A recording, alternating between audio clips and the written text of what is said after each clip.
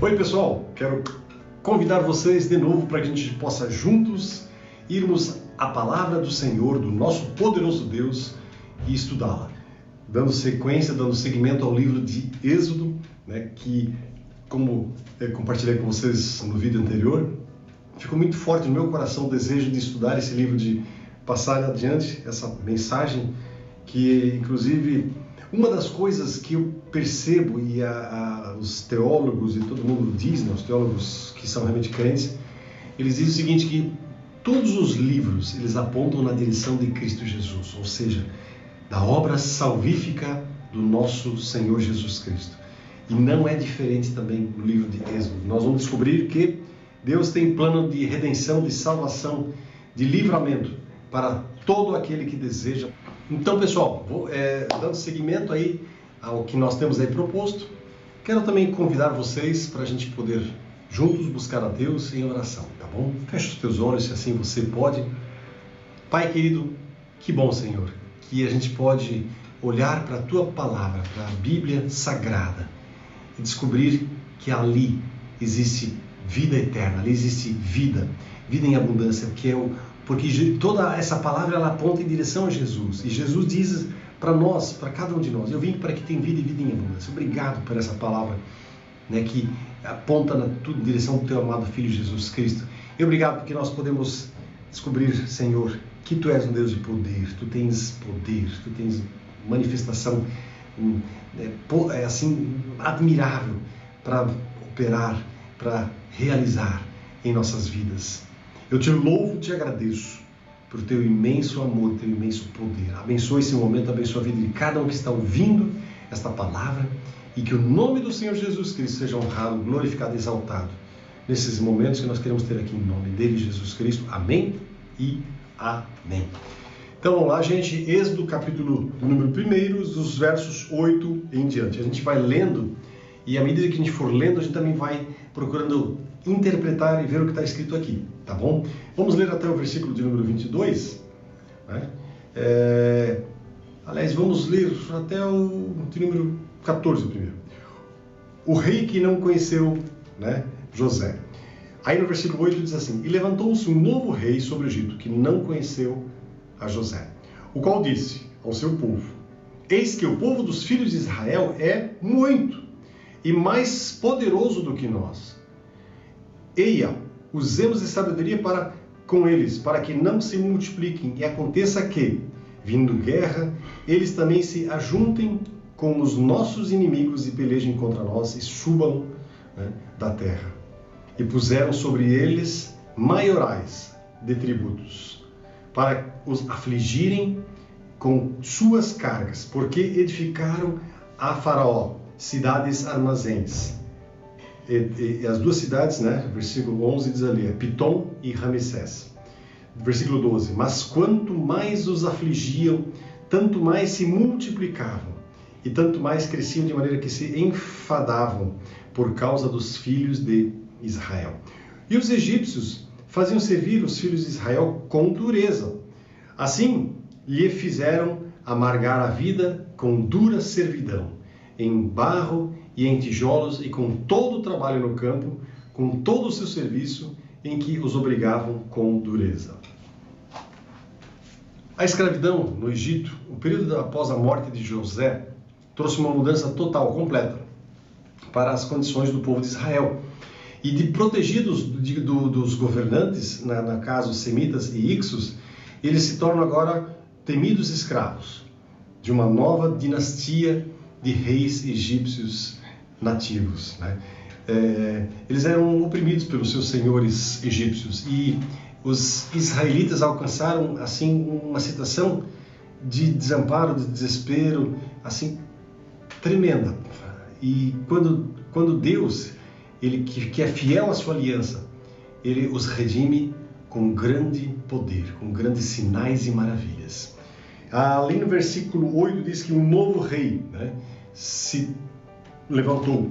Interessante observar o seguinte, que os invasores ixos, eles controlavam o Egito do ano 1720 até o ano de 1570.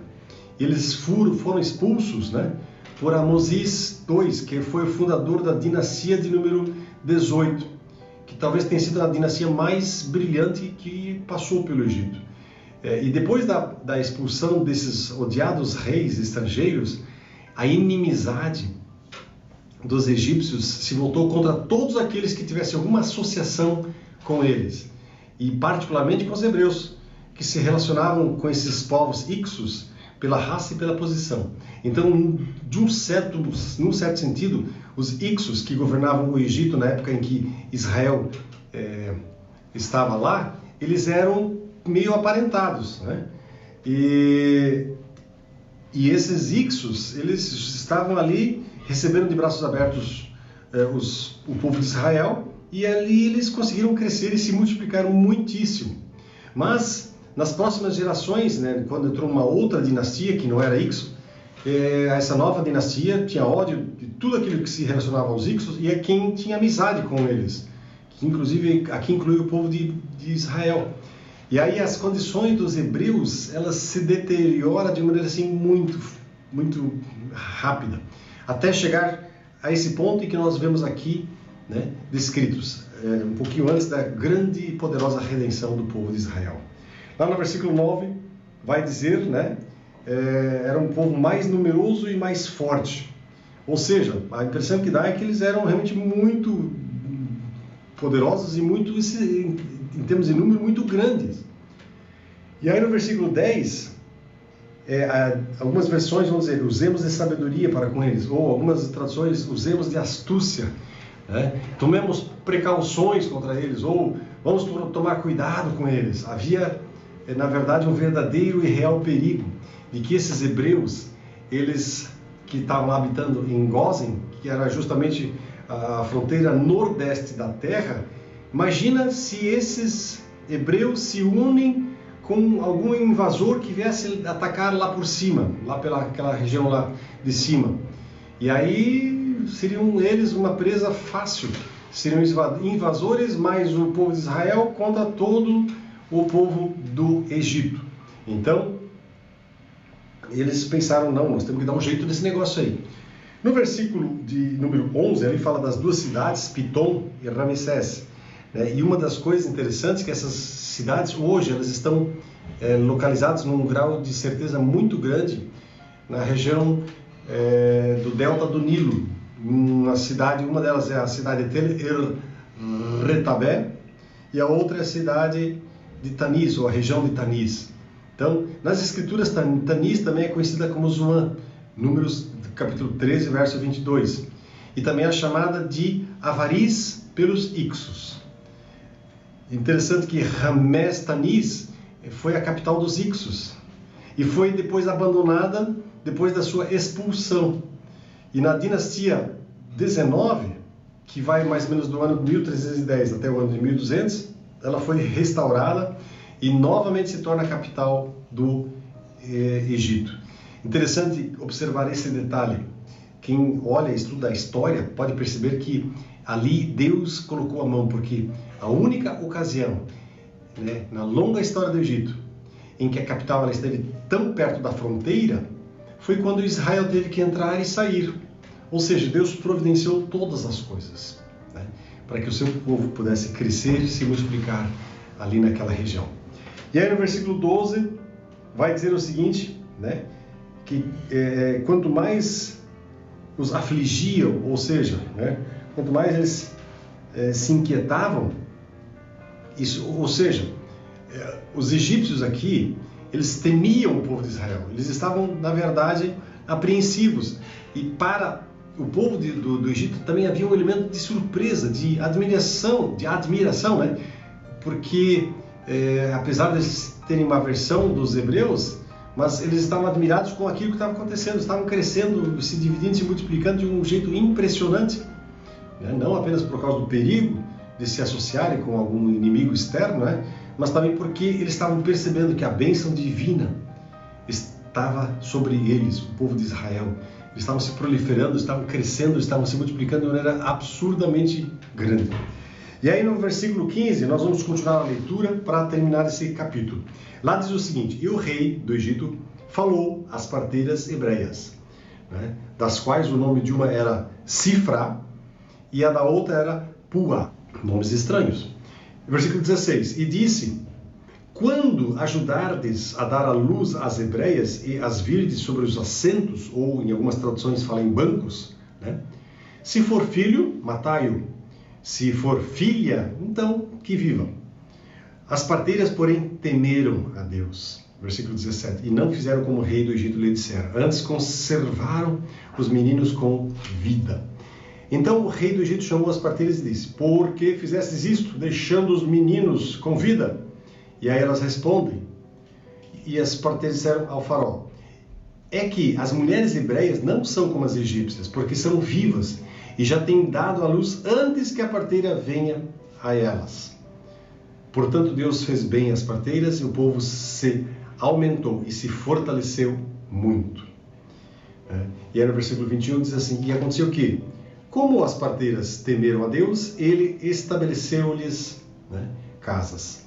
Ou seja, Deus abençoou as parteiras pelo fato de elas obedecerem antes a Deus do que ao faraó.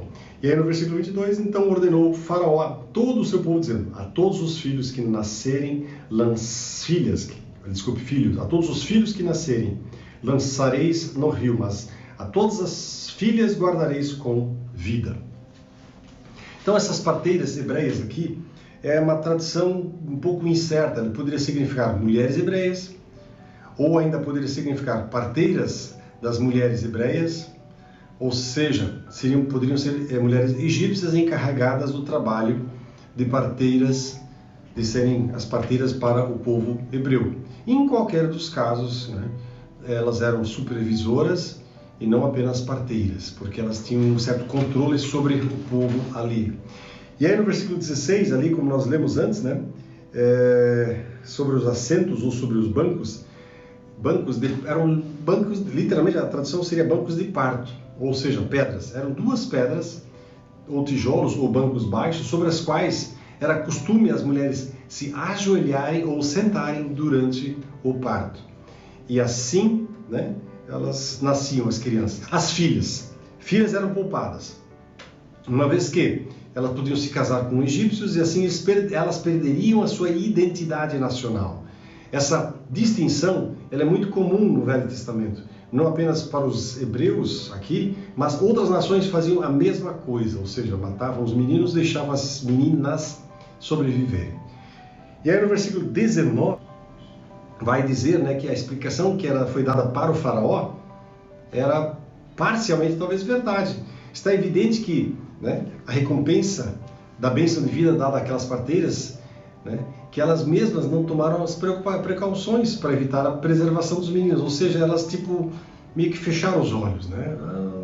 Deixa acontecer, deixa eles nascer, a gente chega lá mais tarde, né, e por aí afora vai. Enfim, nasciam as crianças, nasciam os meninos e as meninas e todo mundo estava lá vivo. E aí lá no versículo 22 diz, né, e todos os filhos que nasceram, ou seja, parece que algumas traduções omitem, né, o que outras traduções fazem, que diz o seguinte: e todos os filhos que nasceram aos hebreus, ou seja, só uma explicação a mais, né, dizendo que nós estamos falando aqui dos filhos dos hebreus, das mulheres hebreias. Então, gente, uma coisa assim que eu achei muito interessante nessa leitura é o seguinte: as parteiras, ali no versículo 17, diz o seguinte, que elas temeram a Deus, né? E porque elas temeram a Deus, lá no versículo 20, vai dizer: Deus fez bem às parteiras, ou seja, Ele as abençoou. Quando nós nos procedemos de maneira correta e conveniente, adequada perante o Senhor, Ele mesmo vem e nos abençoa, nos conduz, nos protege, nos guarda, Ele derrama a sua presença, o seu poder, o seu grande e poderoso amor sobre nós. Isso é tão certo, como eu e você agora estamos falando, né, comentando sobre esse livro, e como eu e você estamos vivos agora diante da presença dele. Deus quer nos abençoar, Deus deseja derramar a sua presença, a sua bênção, o seu poder sobre nós.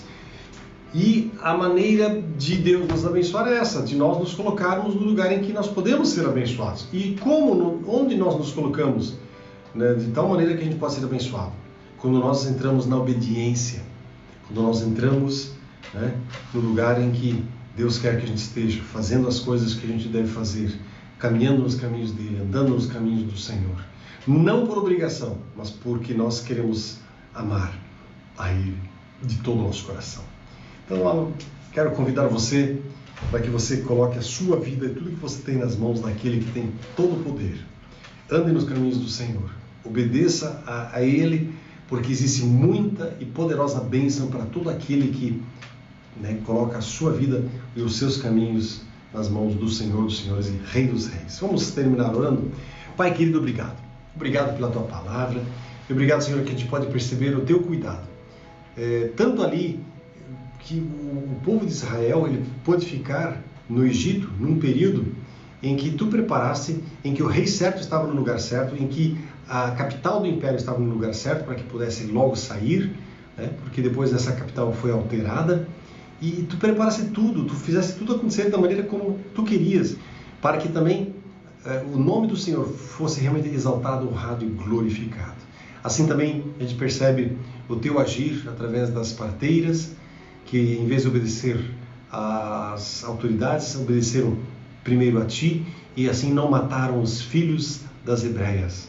Antes, eles deixaram elas vivas, elas deixaram as crianças, os meninos vivos, e assim, dessa maneira, o Senhor mesmo veio e abençoou a vida delas. Obrigado porque Tu nos ensinas que andar nos Teus caminhos é viver na bênção do Senhor. Abençoa cada vida que está ouvindo esta palavra e permita que o nome de Jesus seja honrado, glorificado, exaltado, magnificado. Eu oro e agradeço pela vida de cada um que está ouvindo essa palavra e declaro a bênção do Senhor sobre eles e elas em nome do Senhor Jesus. Amém e amém.